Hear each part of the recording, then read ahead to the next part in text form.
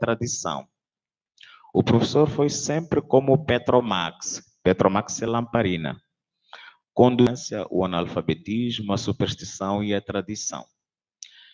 E ainda o professor Lopes, Miguel Lopes, acho que todos nós, aliás, muitos nós conhecemos, nem todos, ele, analisando esta mesma questão, ele vai dizer que o professor, enquanto homem novo em construção, deveria ser caracterizado por uma atitude científica, aberta e livre dos pesos da superstição e da tradição.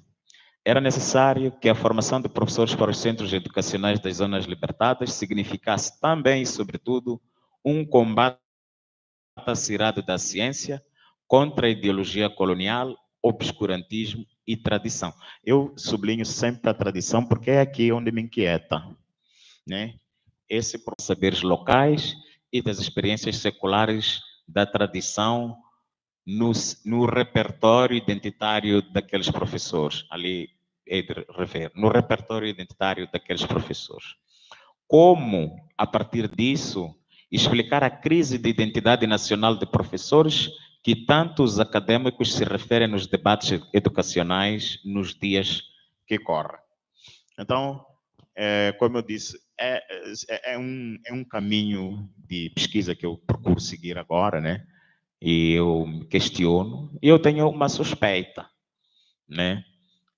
Se por um lado o discurso do homem novo visou a construção de uma identidade nacional que representasse ruptura com as práticas do regime colonial, por outro, essa proposta da Frelimo, ao meu ver, não emancipava e funcionava na mesma lógica de combater contra os saberes locais, os saberes seculares dos povos, em nome de uma cientificidade revolucionária que declarara combate contra um saber considerado tradição e superstição. Portanto, eu suspeito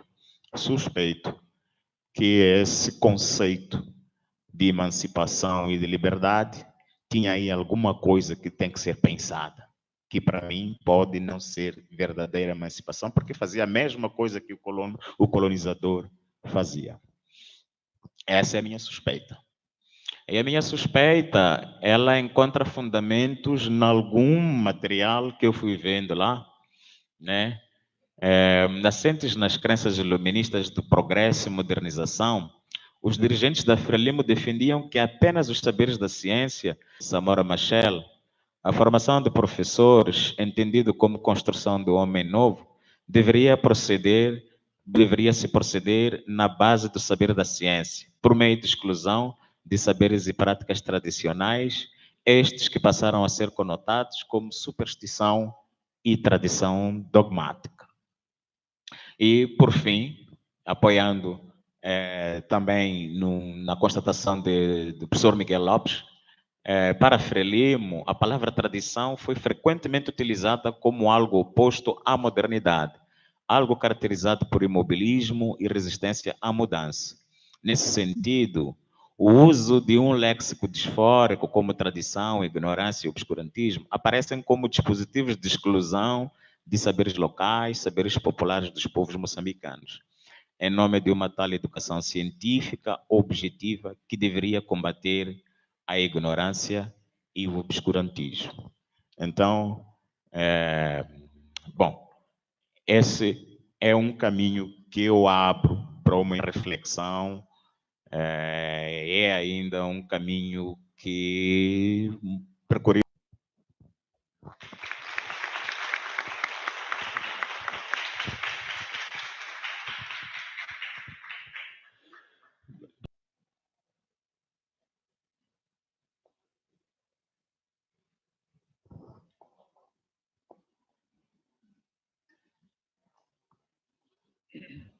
Boa tarde a todos e a todas. Eu sou Carlos Eduardo e, inicialmente, quero cumprimentar a mesa, muito instigante. Todas as apresentações seguramente nos fazem pensar. Eu tenho duas, na verdade, não são bem questões, problemas, um ponto decisivo em toda a pesquisa histórica, que é justamente a problematização, a construção do nosso corpus documental, chamados anormais, não é? As primeiras fontes que você vai mostrando na tua exposição são sempre fontes produzidas. Aí eu já vinha pensando, enquanto você fazia a sua apresentação, e aí, ao longo da tua apresentação, também eu vou percebendo que você mobilizando os cantos, né, dos povos autóctones, e depois, mais tarde, dois tipos de documentos, né, produzidos a partir de pontos de vista bastante diferenciados. Imagino que esse segundo grupo, né, e que implicam uma imaginação historiográfica até para descobri-las, né, até para identificar estas questões como fontes bastante, digamos assim, diferenciadas, né, daquilo que está posto na perspectiva da ideia da historiografia mais tradicional, da ideia dos documentos, né, que fazem, enfim, não, o suporte do testemunho das pesquisas históricas. Então, o que tem sido esse teu exercício de repensar, reproblematizar a documentação, justamente para tentar enxergar vozes que não estão, em regra, não é? Ativas dentro das narrativas históricas. Não sei se eu falei muito rápido, acho que você me compreende. E o Sérgio também parabenizar a questão, ela realmente se liga à discussão que o Otávio já iniciou aqui entre nós, e você apresentou com muito cuidado, não é? Justamente porque você afirma que está, de certa maneira, delineando uma investigação que está ainda em curso, ouvindo as suas hipóteses, ouvindo particularmente as suas, não me lembro o termo que você utilizou no final, mas um pouco aquilo que pode ser uma chave explicativa, não é, para a atitude da Frelimo em relação à educação dos professores. Eu queria dizer para você que, como estudioso dos intelectuais brasileiros, não é, eu percebo uma sintonia bastante grande com esse tipo de postura, né, do Samuel Marchel e dos intelectuais da Frelimo, justamente, e aí até é possível pensar porque os intelectuais, de certa maneira, não são moçambicanos, não são brasileiros, não são europeus, né? Os intelectuais, em regra, são muito cosmopolitas, né? E por isso o comportamento desses chamados, né, homens e mulheres cultos, letrados, eles têm, de certa maneira, tem muitas constantes, né, independente dos lugares e dos contextos em que eles atuam. E uma dessas constantes é justamente a soberba, né, a soberba de imaginar que sempre sabem o que as outras pessoas devem fazer, ou como as pessoas devem se educar, o que elas precisam esquecer e o que elas precisam lembrar. Não é? Então, me parece que um pouco essa tua hipótese, né, de que eles menosprezam, né, subalternizam os saberes populares, é um tipo de comportamento que eu estou chamando aqui de soberba, né, essa crença que eles se constituem em uma elite ungida, né, a dizer para todos e todas o que as pessoas devem fazer, aprender, enfim, como elas devem se educar. Então, de certa maneira, é essa contribuição que eu queria trazer para você.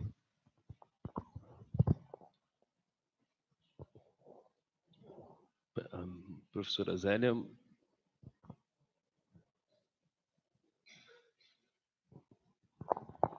Bom, como o Vinícius já disse, sou Maria Zélia, né, para quem me conhece há mais tempo. Quero parabenizar a mesa, parabenizar os organizadores. E minha pergunta vai para o Sérgio. Sérgio, se eu não me engano, não estiver enganada, você não fez ou não fez referência à população escrava em Moçambique, e se houve essa população escrava em Moçambique. Se houve, e se adentrou o século XX. Essa é uma dúvida. Se a sua resposta for positiva, daqueles saberes pensados lá por Portugal para que eles deveriam saber, e de uma educação voltada para aquela população negra, né, de Moçambique. É mais uma curiosidade, tá? Se você conhece porque você conhece a história de Moçambique e eu não, se essa população negra, escravizada, né, privada de liberdade, se ela teve acesso a essa escola em que ela, de alguma forma, teria que, no caso, a Igreja Católica, considerando que Portugal, quando colonizou as suas colônias, né, a presença da Igreja Católica foi uma marca. Não sei se se foi confuso, mas é um pouco da dúvida mesmo, é só uma curiosidade. Obrigada.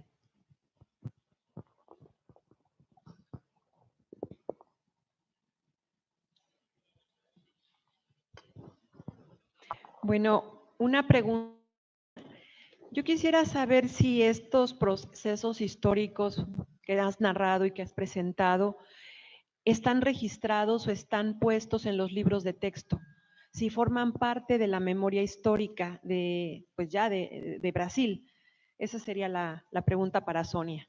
Y para Víctor, bueno, nos hablas de los anormales, pero esta palabra se contrapone o tiene su parte con los normales, ¿no? Entonces yo quisiera saber cuál es el concepto de normal, porque si esto tiene que ver con esta construcción que se da en el siglo XIX, influenciada por el higienismo, influenciada por todas estas corrientes nuevas médicas y pedagógicas, que están hablando de este niño normal o niño anormal en los manuales escolares. Para el caso de México, por ejemplo, la Escuela de Ciegos es de 1870, es la primera que surge. Y durante el gobierno de Maximiliano también hubo sus experiencias ahí interesantes. Sí, entonces sí me gustaría saber eso. Muchas gracias. Y gracias por sus ponencias, las tres muy bien tejidas, las tres se tejen muy bien. Obrigado pelas questões. A gente vai encerrar esse primeiro bloco, depois a gente abre novamente. Tá? Alguém se candidata para iniciar as respostas? Pode ser o Sérgio? Bom, eu tenho aqui, registrei duas questões, mas, bom, é uma, porque a outra é uma observação do professor Carlos, né, que concordo com essa posição. Muitas vezes, esses intelectuais políticos tomam essas decisões mesmo na soberba, mas não sei se seria o caso de Moçambique. Como eu disse, ainda é um estudo em aberto, provavelmente possa haver alguma semelhança com o caso dos intelectuais que o professor estuda do Brasil, e se calhar nessa altura poderia fazer um paralelismo mais direto. E sobre Zélia, se teria a população escrava que teria chegado ao século XX. Bem, houve comércio de escravos em Moçambique, para outros continentes, mas havia uma prática que a gente pode chamar de escravidão, né? Um determinado povo ou um determinado clã ou um grupo invadia o outro e quando conseguisse, os que não fossem mortos, eles eram capturados e eram escravizados no território dos invasores. Então, há essas duas realidades. Mas a escravidão como tal, nesse conceito que a gente conhece, ela teve um processo histórico igual a todos os outros casos, né? Desde a abolição, ela tende a resistir, sobretudo em Moçambique, há relatos de contrabandos de escravos muito depois da abolição, mas que não chegam ao século XX, né? Elas terminam lá no XIX mesmo. E aí o português, o colonial, ele introduz primeiro o chibalo, que era o trabalho forçado, né, mas com algum controle, com alguma regra, mas depois começa a assalariar, mas que era um trabalho precário, mas que não se pode até aí definir isso como escravidão no sentido estrito do termo, né? Então, penso que... E esse grupo, já a partir de 1930, como eu disse, que começa a ser alfabetizado. Porque antes este grupo que trabalhava, que trabalhava nas roças, a gente chama machambas, de sisal, de algodão e de outros produtos, eles não eram assalariados e tinham que trabalhar sobre chicote. Mas que depois de 1900 em alfabetizar esta gente como um fator de produção. Então, transita-se do chibalo nos moldes rudimentares de trabalho para um trabalho já mais sistematizado, onde o trabalhador tem algum rudimento de escrita, leitura, tudo em vista a melhorar a produção e a produtividade para o sistema capitalista emergente de Portugal colonial. É isso.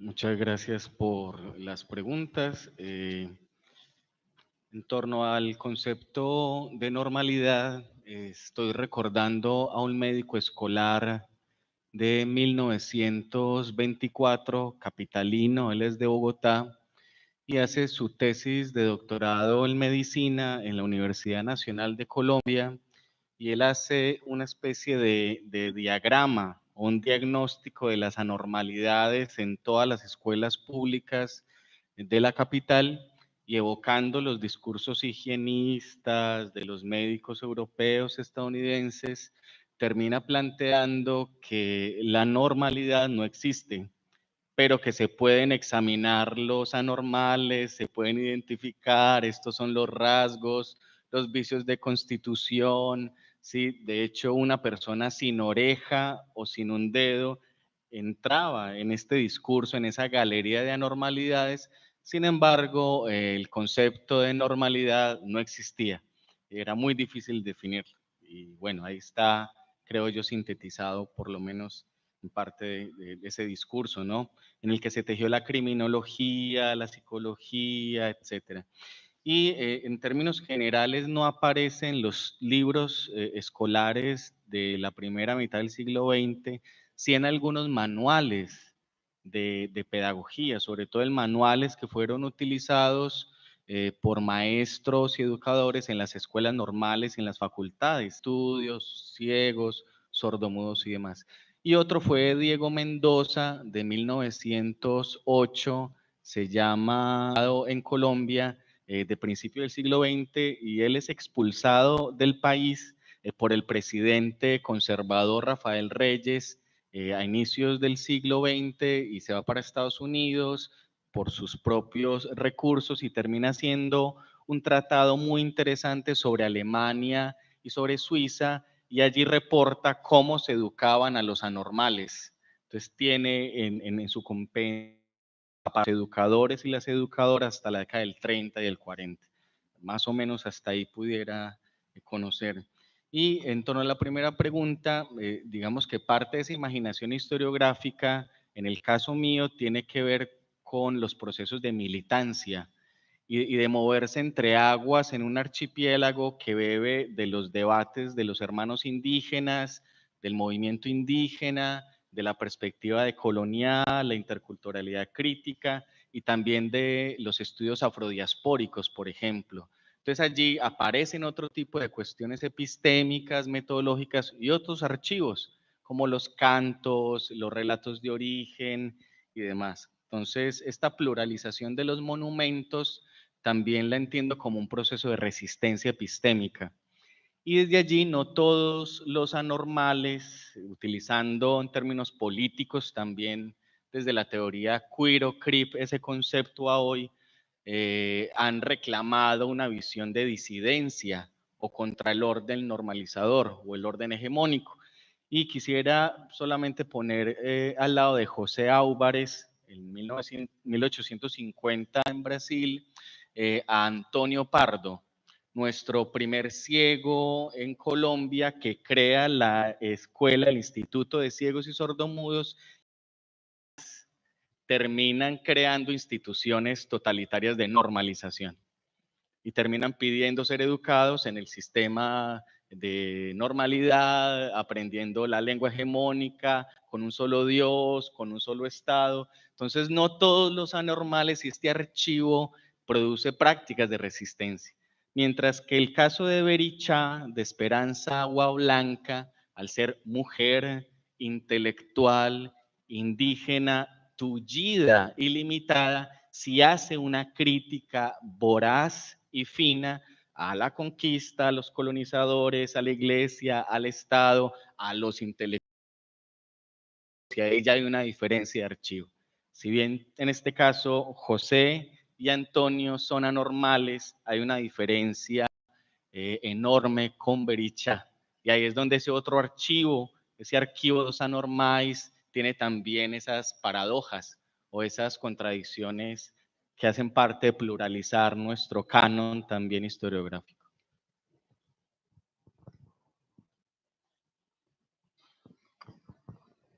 Oi, Rosália. Se eu entendi, é se esse material sobre os cabanos está registrado em textos, em livros, é isso? Sim, livros didáticos, sim, bastante. Né? Num primeiro momento, principalmente até o centenário do movimento cabano,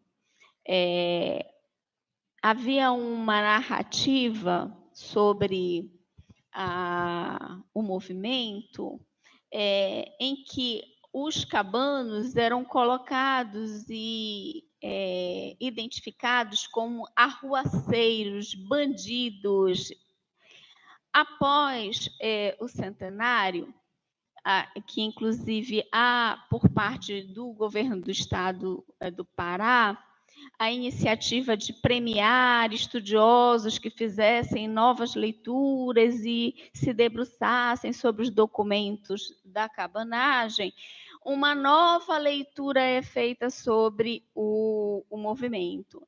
E nessa nova leitura, essa ideia e essa narrativa na qual os cabanos são colocados de uma forma muito depreciativa, como arruaceiros, como baderneiros, como assassinos, etc., isso se, de certa forma, arrefece, até porque você já tem uma infraestrutura no próprio arquivo público do Pará que favorece uma leitura outra sobre o movimento. E essa leitura outra, da qual se coloca em questão essa ideia de que se tratava de bandidos e de degradados e de assassinos, etc., vai tomar força e vem, ao longo desses anos, se alterando a interpretação, né? Agora, eu gostaria de aproveitar a oportunidade para fazer um comentário que, assim, o Sérgio, ele nos desafia acerca dos limites do nosso pensamento colonial, né? Então, nos coloca como que a gente pode estar superando esse pensamento colonial. E o que me remete à pergunta, às colocações feitas pelo Eduardo, acerca dos intelectuais que se sentem, muitas das vezes, no direito de prescrever um modelo de educação, né? Ficar nas entrelinhas dos documentos, principalmente os ofícios que foram nomeados pelo Império, no momento da guerra, quando eles dizem assim, não entra por causa disso, disso e disso. Olha, é o seguinte, você tem que se retirar, nós não vamos permitir que você assuma o poder. Esses ofícios têm, embora eles demonstrem que não foram escritos pelos, digamos, guerrilheiros cabanos, né? Aqueles homens que estavam na linha de frente, armados e guerreando, até porque muitos deles eram analfabetos, né? Ali, naqueles documentos, naqueles ofícios, a gente consegue identificar a voz do Cabano, daquele que não escreveu, mas que está ali o pensamento dele. O meu desafio é tentar retirar este pensamento. E aí, identificar o ideário que está subjacente a esse movimento. Até porque alguns textos oficiais, inclusive escritos por aqueles que estavam, digamos, liderando e que tinham o poder de escrever os documentos, quando esses documentos, por exemplo, apresentavam algum tipo de tentativa de conciliação, eles eram imediatamente, se identifica que aquela liderança não atende aos interesses do movimento e que outros documentos podem estar e que indica que está em sintonia com o interesse do grupo, reforço pela perca daqueles que pretendem manter a guerra e a revolução, né? Manter o movimento. Então, acho que desse material dá para abstrair. E abstrair tentando superar a tentativa, um ideal que provavelmente está no contexto da grande maioria que fez o movimento. Acho que essa reflexão é importante porque acho até que se coloca como uma vigilância reflexiva acerca daquilo que se encontra dentro dos documentos, né? Obrigada. Para esse segundo bloco já temos um inscrito, né? Peço que aqueles que quiserem se inscrever para se dirigir aqui para frente para poder fazer a pergunta no microfone, porque estamos transmitindo a sessão pela internet e é preciso fazer por aqui para ficar claro e tá bom? Obrigado. Bueno, muchas gracias por las presentaciones. Hay una pregunta que a mí me viene rondando, digamos, después de las tres presentaciones, que tiene que ver, que es una pregunta general, pero no puedo dejar de formulármela, y es ¿cómo lidiamos con el proyecto? Es lo que a mí me queda como pregunta, ¿no? Sí. ¿Dónde queda el proyecto moderno del cual la emancipación fue parte de él? Eso es lo que a mí me queda como pregunta, digamos, ¿no?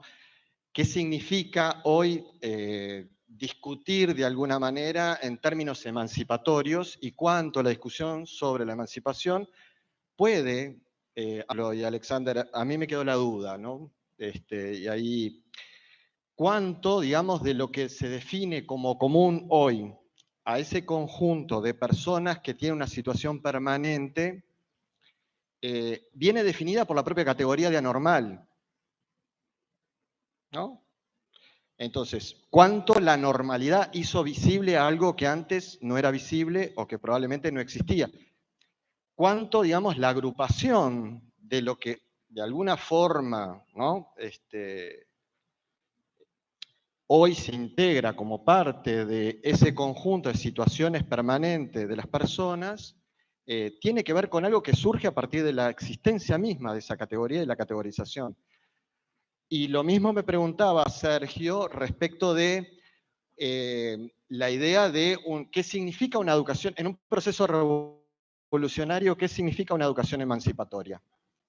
Y cuánto eso implica también el vérsela con la tradición. Porque entiendo el punto también, ¿no? Pero quiero colocar también la discusión, porque si no, la educación tradicional mantenía también el colonialismo. Entonces, ahí me parece que hay como una discusión y una tensión que resulta un poco antipático, pero también hay que instalarla, porque si no, creo que estamos haciendo una lectura en un sentido y me parece que tenemos que también discutir, porque, a ver, yo creo que hay que seguir discutiendo sobre el proyecto moderno y es lo que está puesto en tela de juicio. Me gustaría saber el punto de vista de ustedes sobre esto. Sé que es como para empezar otro debate, pero creo que evidentemente no puedo dejar de mencionar.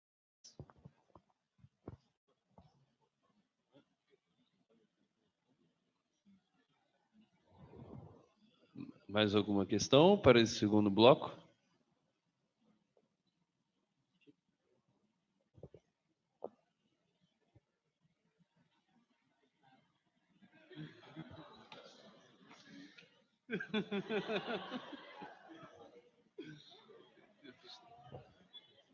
Mais alguém de fato? Obrigado.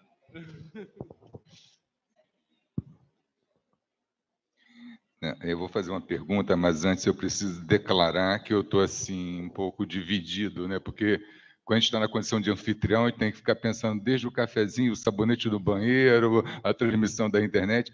Mas eu confesso, e colegas que estão aqui, porque eu vou ter mais dificuldade de trabalhar, né, com os meus alunos as questões da história da educação, porque realmente são um conhecimento bastante grande do ponto de vista da minha formação. Tá? Então, parece que o movimento dos cabanos tem um período que coincide com a Farroupilha, né? Se tem alguma comunicação entre os dois movimentos insurgentes, né?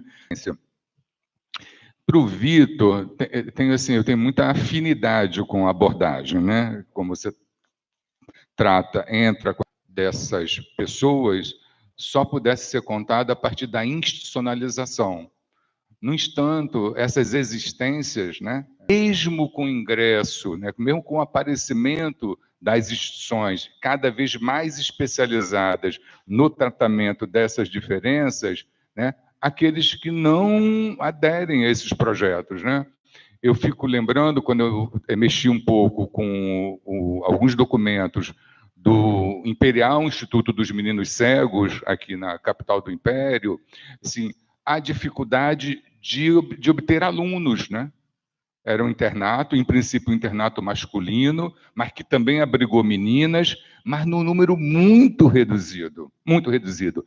Havia uma espécie de um jogo de uma captura das famílias para que elas pudessem exibir esses corpos estranhos, essas experiências, enfim. A gente ouvia um pouco isso. Mesmo com o aparecimento da institucionalização, alguma coisa que existe nas experiências sociais. Víctor, una pregunta. No comprendí bien la relación entre los mutilados de la guerra y los excluidos de una educación que todavía no es universal en el caso de que se trata de una educación de la infancia. Bom, eu não sei se a tradução me chegou como o professor queria se informar, porque tem um espanhol um pouco pesado e eu não entendi assim diretamente. Mas, segundo traduziu Andrés, quer perceber onde é que se encontra a contradição entre esse projeto de Frelimo numa situação em que existia ou existia a educação tradicional. Não sei, da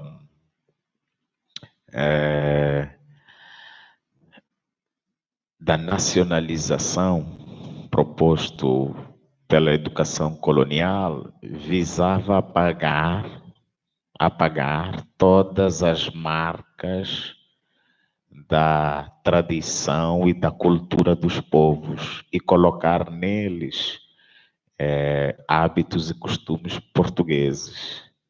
E aí, na proposta da educação da Frelimo, eles retomam as práticas da educação colonial, ou seja, de apagar as marcas da cultura e da tradição dos moçambicanos. Então, a minha crítica é de que, por essa via, ela não estaria a emancipar como tal. Então, mais ou menos essa, não sei se foi essa a questão, mais ou menos. Bueno, así como de forma muy sucinta, Adrián, al inicio planteé como una especie de hipótesis, ¿sí? Para someter a escarnio, incluso lo decía, entre guerra e independencias, las guerras de independencias como productora de lisiados, mientras que la escuela emerge como proyecto modernizador, normalizador además, ¿sí?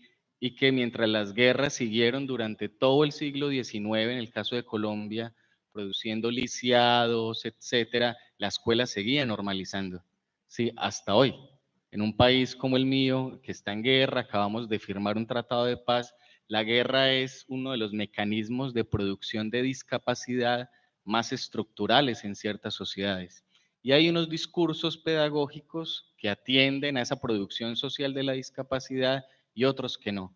Digamos que la relación estaba en que en esos primeros años de independencia, 1810, en el caso nuestro, 2000, en 1825, etcétera, la relación no es visible ni en el archivo, por ningún lado, están silenciados. Era más por ahí como esa hipótesis al inicio. Lo de los procesos de institucionalización, si entendí, José, habría que investigarlos, creo.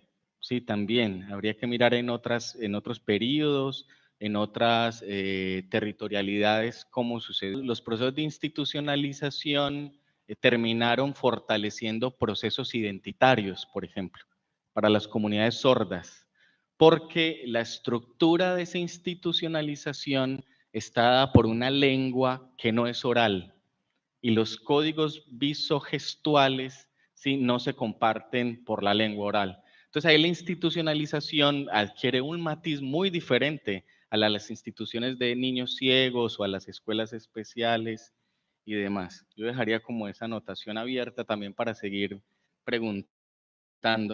Y sobre emancipación y proyecto moderno, pues Antonio, hasta donde puedo pensar hoy en mi campo específico, en historia de la educación de las deficiencias y sus cruces con indígenas y pueblos negros y demás, eso tiene muchísimos matices, ¿sí? Y yo intenté dar como algunos guiños con el movimiento de vida independiente que establece una emancipación de los sujetos y de las comunidades y que piden derechos, pero en el mismo orden moderno.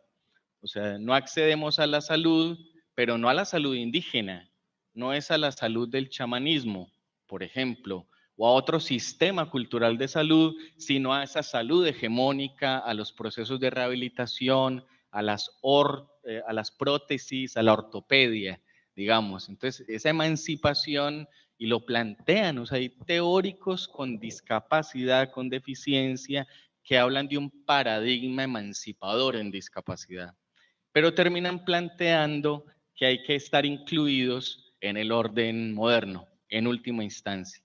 Mientras que desde las epistemologías del sur, procesos de buen vivir, como los que estamos intentando trabajar con el movimiento indígena colombiano, ecuatoriano, boliviano, sí, ahí hay otra apuesta diferente donde la emancipación ya no pasa por los códigos modernos, precisamente contramoderno, porque la tierra como recurso, sí, es bien moderno, pero libertar a la madre tierra y con ella a todos sus hijos e hijas, entre ellos y ellas los Aidaitai, haría parte tal vez de un proceso emancipador que modernos y otras coordenadas epistémicas. En todo caso, en lo que yo compartí, hay como múltiples devenires, ¿sí? Y yo quiero devolver una sola imagen. El braille como una práctica de emancipación. Entonces uno diría, ¿pero y por qué? Son unos punticos en una regleta. ¿Cómo se emancipa un sujeto con una regleta y punticos? Ahí nos dejo la pregunta.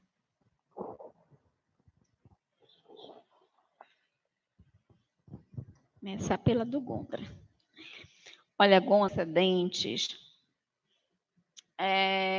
me indicam que não. As condições históricas antecedentes, os atores à frente, o modo como o Império reagiu em relação a um caso e a outro caso, de uma personalidade, de um modo de lidar com os indígenas e as populações negras muito diferente daquilo que se destinava no caso do Sul. Principalmente com relação à questão da raça, né? O próprio processo de anistia dos cabanos no Pará, a restrição à anistia demonstra uma diferença muito grande com aquilo que aconteceu no Farroupilha, né? As execuções sumárias, você tem uma ideia? A metade da população de Belém do Pará, do Grão-Pará, foi dizimada com o movimento cabano. Então, todos esses elementos me fazem perceber de que não há. Pode até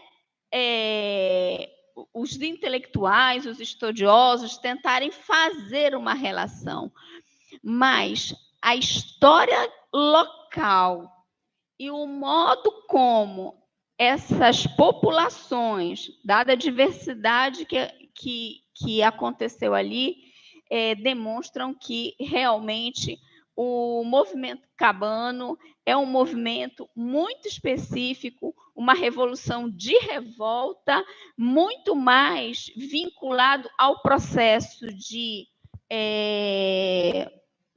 subjugação e de expropriação às quais aquelas populações foram subjugadas ao longo da colonização do estado do Grão-Pará e Maranhão, né?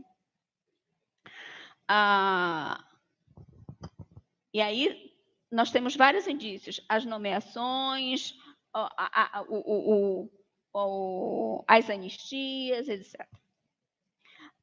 Com relação ao projeto moderno de emancipação,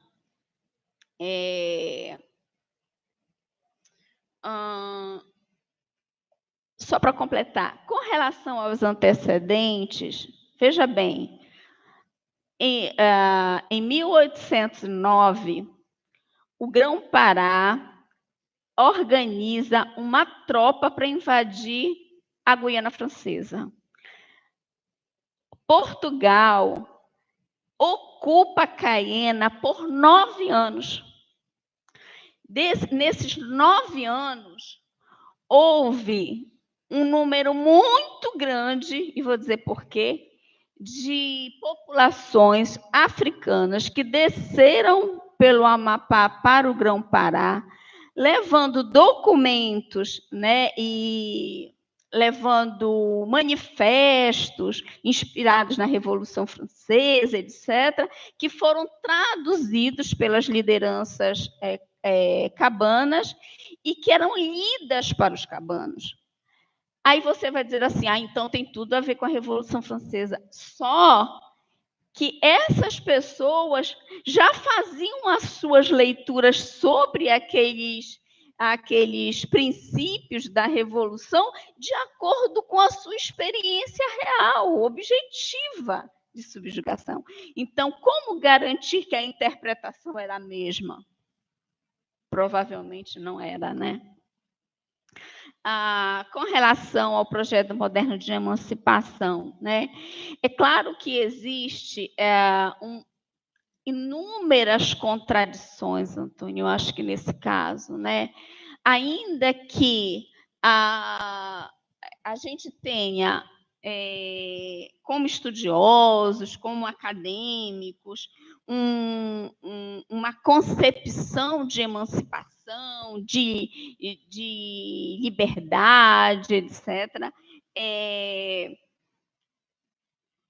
Os projetos que me parecem que nascem dos movimentos populares, eles são arregimentados por experiências que esse projeto moderno que está na nossa cabeça, esse projeto de emancipação, não alcança.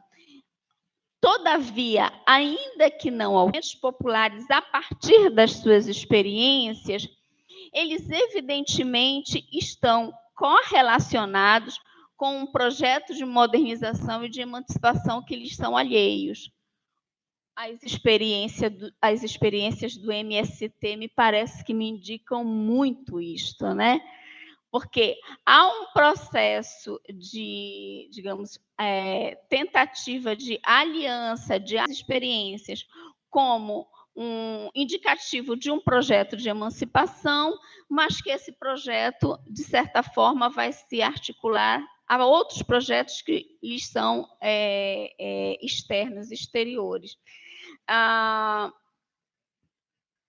Essas contradições, elas me parece que precisam ser por nós devidamente pensadas e articuladas, no sentido de vir a pensar, a partir desses movimentos, qual é o modelo de emancipação que eles estão colocando, né? Então, as experiências, as práticas, a história de luta e de sofrimento, inclusive, principalmente, de subjugação, de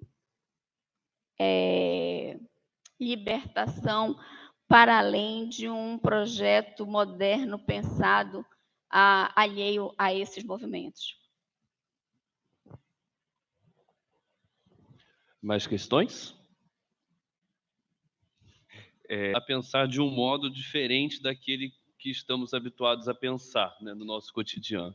Seja indo além de uma certa historiografia, que aqui no Brasil nós chamamos de uma historiografia saquarema, né, pensando as especificidades locais, né, de cada região, seja questionando a construção de padrões de normalidade, mas, sobretudo, questionando como um próprio modelo de pensamento é construído baseado na noção de padrão, né?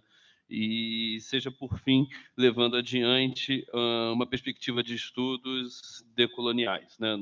Eu acho que é um pouco o caso do Sérgio. Dito isso, a gente se encaminha para um momento que é da entrega de alguns presentes para os convidados da mesa, né, num gesto de agradecimento pela participação no nosso colóquio. Para isso, eu gostaria de convidar primeiramente a Kátia, recém-doutora pelo PROPED, para entregar um presente para a professora Sônia. Né?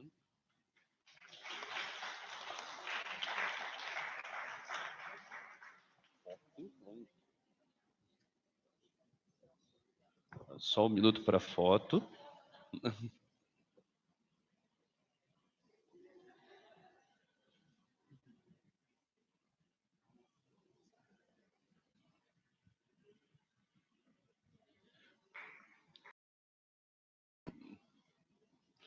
Convidar o João Vitor, bolsista de iniciação científica júnior, para entregar o presente para o professor Vitor.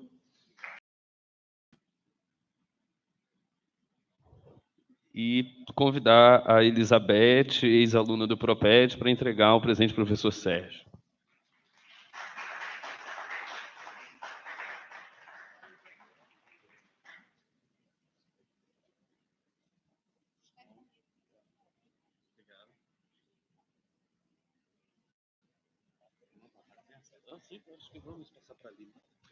Agradeço a todos a presença e agora vamos aos informes gerais, né, com a Aline.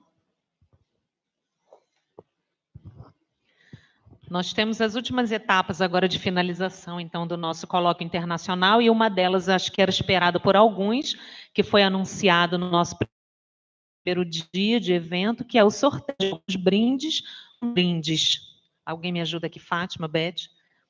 É o livro Sujeitos em Movimento, organizado pela professora Alexandra Lima, que é professora da Faculdade de Educação e do PROPED, e o outro livro É um livro edição especial, esse belíssimo livro sobre o Colégio Pedro II, Memória e História, os 180 anos do colégio. Então, nós vamos sortear esses livros com base na nossa lista de presença assinada. E depois a gente ainda tem a apresentação do teatro, do Grupo Sotim, e para finalizar, o professor Gondra, então, falará uma breve fala para todos nós. Então, vamos lá. Quem eu posso pedir para falar um número entre...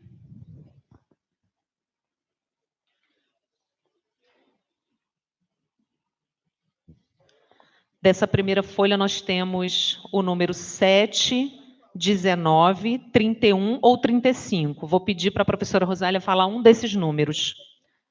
Ou 7, ou 19, ou 31, ou 35. Um dos dois. Um desses números, Andrés, para ela me sugerir para o sorteio. O 7, 19, 31 ou 35. 31 é a Ana Carolina Farias Miranda.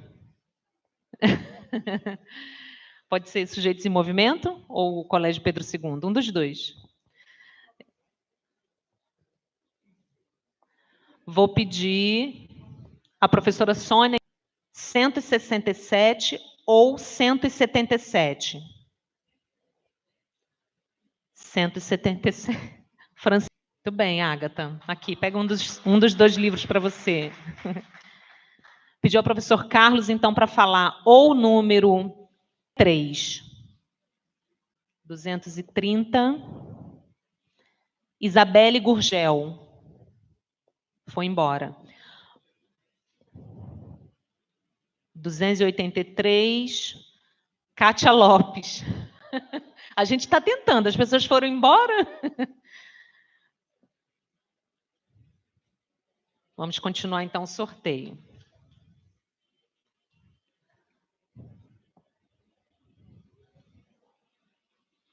Gondra, você fala um número, ou 226, ou 226.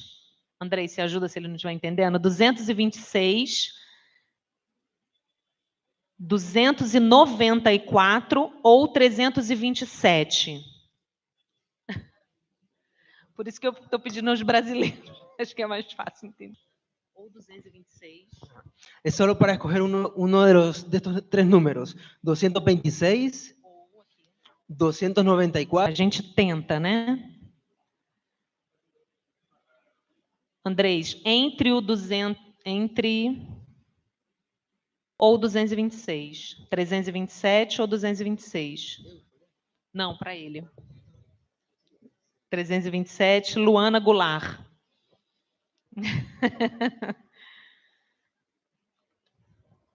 Vamos tentar, né? Mais algum sorteio para mais alguém de fora ganhar.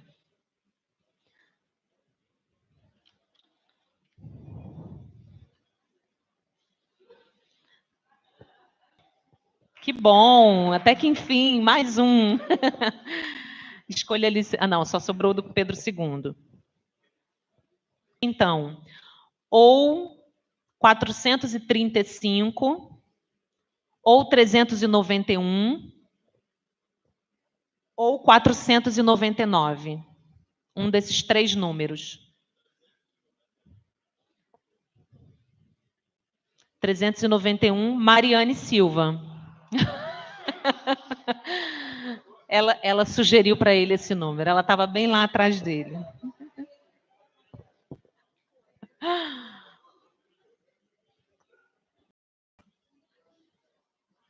Sônia já foi, Rosália, você. Angélica, me diga um número, por favor, então. Ou 402, esse já foi, desculpa. Ou 435, ou 462, ou 491. Mais um convidado de fora também. Ainda tem, Beth? Ah, não, tem. Zélia. Zélia, me diga um 462, 435 ou 535. Vanessa Lima. Ah, que bom. Paulo, você nos diz, então, o número aqui? 548, 435 ou 462? 462, Raimunda Duarte. Você? Que bom, Raimunda. Pega o seu livro. Tem mais livro? 2.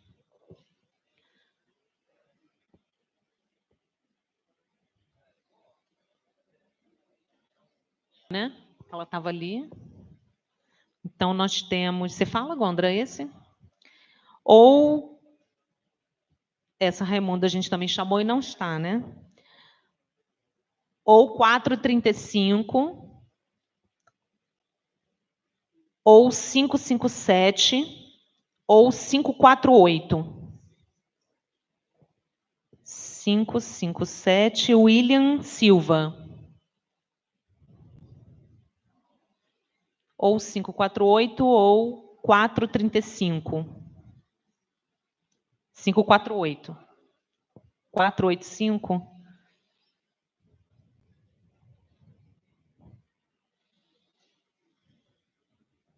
Não, eu não falei esse número agora, não. Não tem ninguém assinando esse número, você confundiu.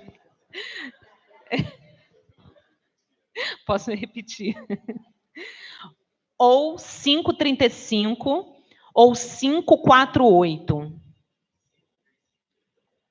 535 é a Vanessa Lima. Ai, não, então eu que estou errando.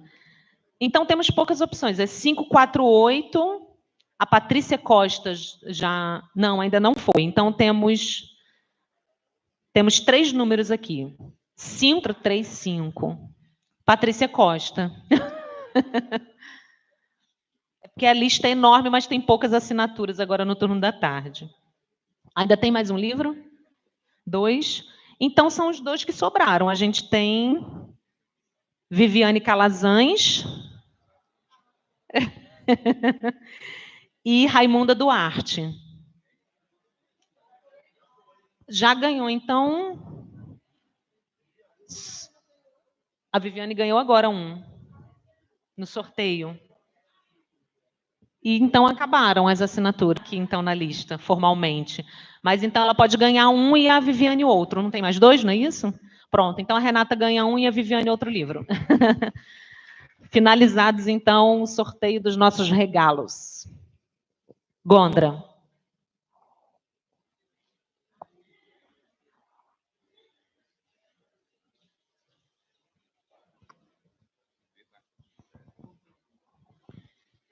É que nós estamos aguardando o grupo do teatro completar, porque alguns estão em deslocamento do trabalho, e nós tínhamos combinado com ele às 18 horas, né, achando que essa sessão vai estar quase...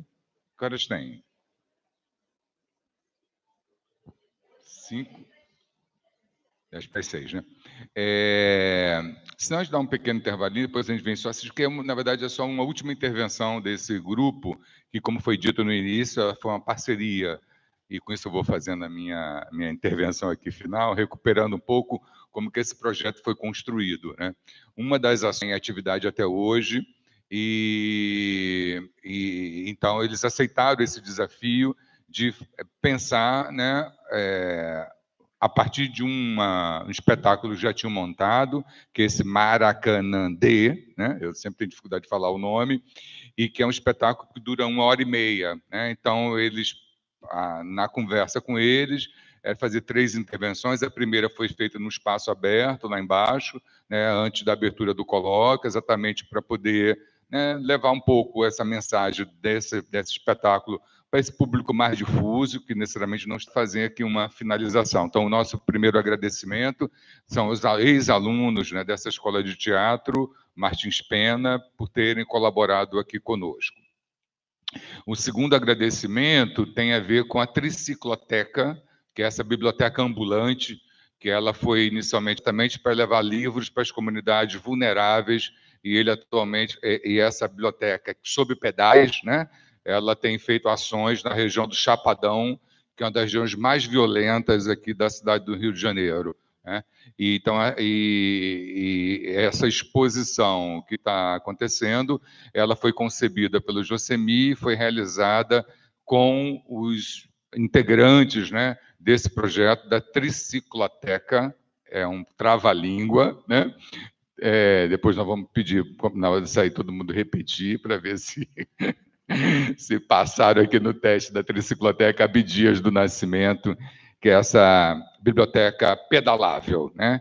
que existe e faz essas ações de levar a leitura e arte para regiões vulneráveis da cidade do Rio de Janeiro. Internamente, né, já foram feitos aqui os agradecimentos, mas eu queria renová-los, né, porque a gente não faz um evento desse sem contar também com as parcerias tecidas dentro da própria universidade. Então, nós tivemos, né, a parceria com a prefeitura aqui do campus, né, que, enfim, abriu os espaços para divulgação e para exibição e franqueou aqui, né, os espaços coletivos que estão sempre meio difíceis de serem negociados, né? A exposição do livro, tudo que parece meio natural, mas tudo significa uma negociação, porque comercializar esses livreiros que colaboraram também com a parte operacional aqui do evento, no café, no biscoito, enfim, esses detalhes que tudo vai compondo aqui o nosso trabalho.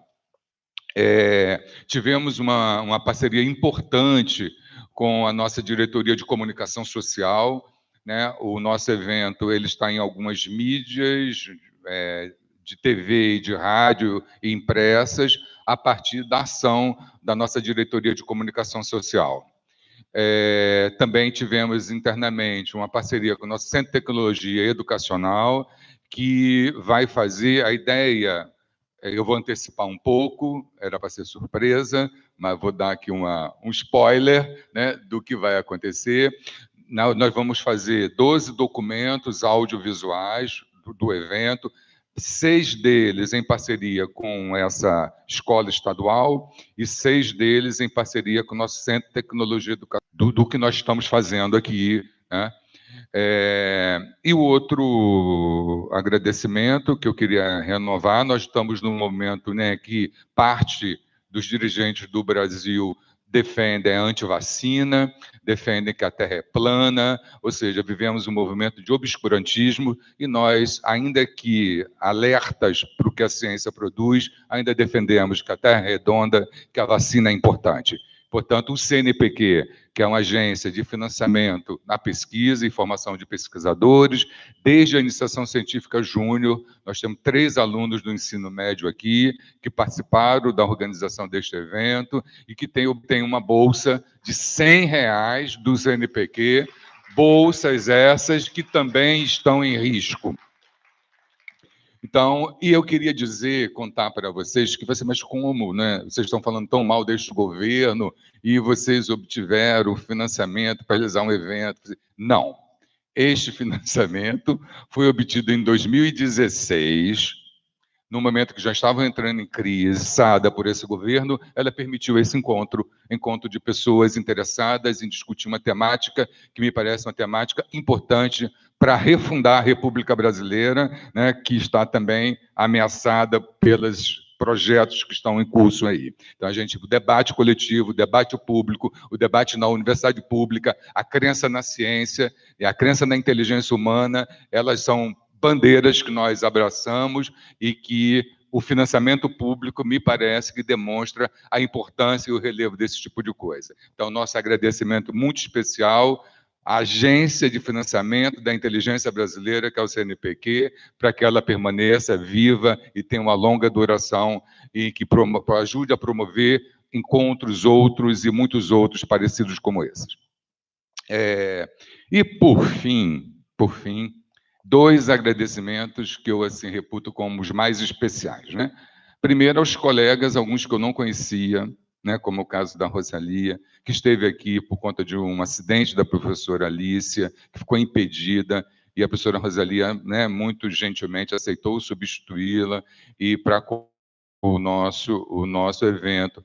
outros colegas que eu conheço de outros circuitos, né, e de muitas outras atividades aí no campo da história da educação, que prontamente, assim, ao receber o convite, aceitaram fazer investimentos que não são os investimentos prioritários das suas agendas de pesquisa, mas que toparam participar dessa proposta de fazer uma reflexão coletiva, e que pudesse animar e que a gente possa dispor elementos para o debate acerca dessa futura efeméride no Brasil, que é o nosso bicentenário da independência política, mas que a gente, com isso, possa qualificar esse debate, possa ajudar a compreendê-lo na complexidade que, me parece, essa primeira parte do colóquio já ofereceu para todos nós, né?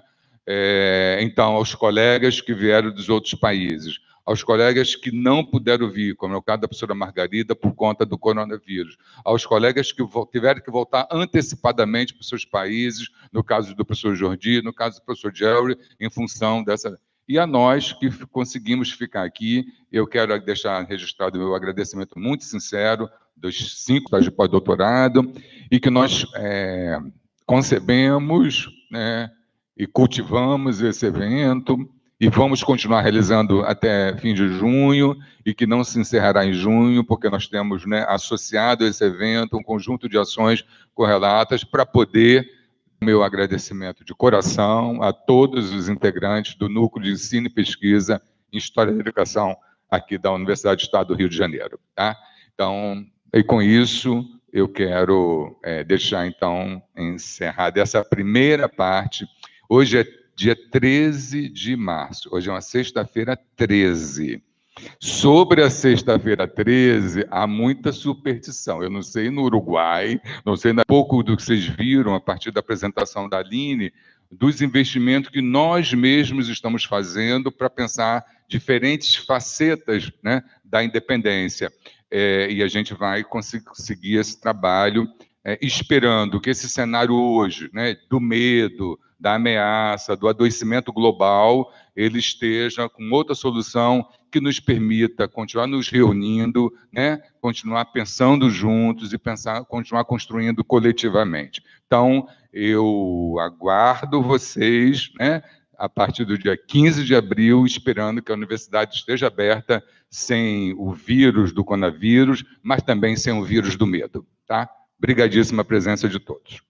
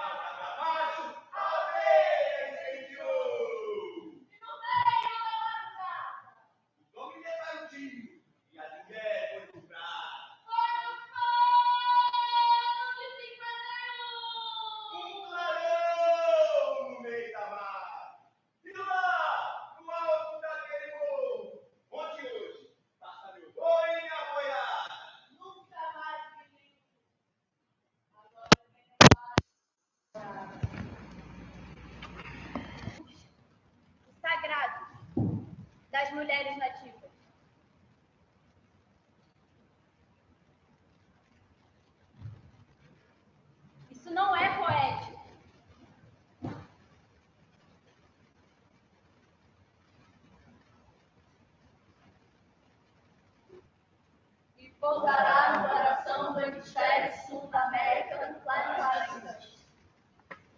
Depois de exterminar a última nação indígena e o espírito dos pássaros das fontes de água límpida, mais avançado que a mais avançada das mais avançadas das tecnologias.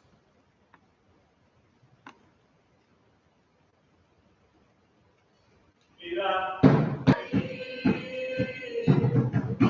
que eu transferi falhando com Bruce Lee. Virá que eu...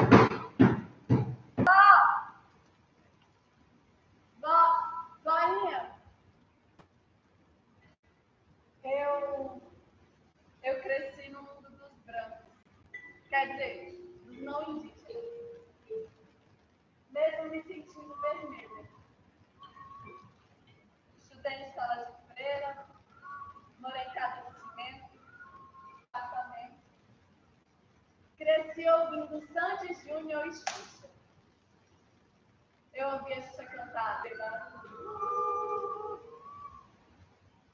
me fantasiei de índia na escola, quer dizer, indígena. Bem que nesse caso eu acho que era índia. Mesmo assim, eu sempre me senti vermelha. Bom, hoje eu cresci e me sinto distante de mim. O meu clima é tropical e a minha deusa é Jaci. Bom,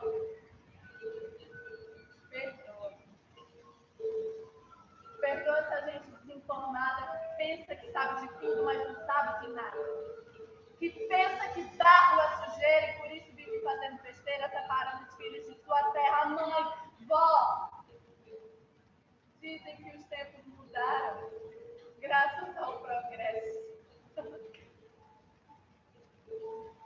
Deve estar de brincadeira esse progresso. Não, mas não está escrito. Como é mesmo? Sua bunda é um sucesso.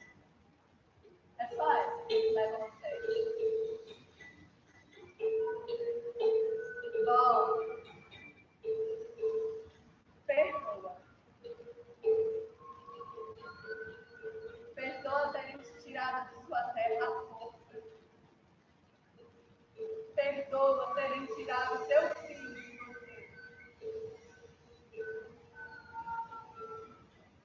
Eu quero fazer diferente.